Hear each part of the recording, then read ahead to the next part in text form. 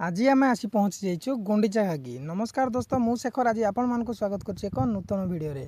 चलतु आज वीडियो रे आम कौन एंजॉय कलु देखा। देखो ये भाई तो कुटिकी सब सारी देले।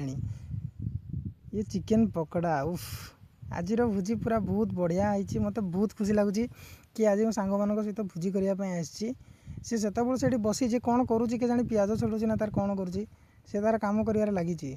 आज एते भिड़ गुंडीचा घागी आपण भी आसतु समय बाहर करी सांग मान सहित बस मत रोषे करने धरई देखिए।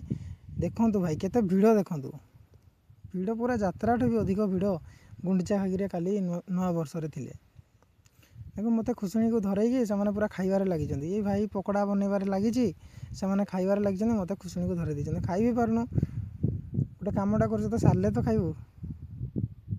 सी थाली गोटे धरिकी बसची से दौची सी खाई सारा तथा भी आहरी सी मागुची हल्ला जुक।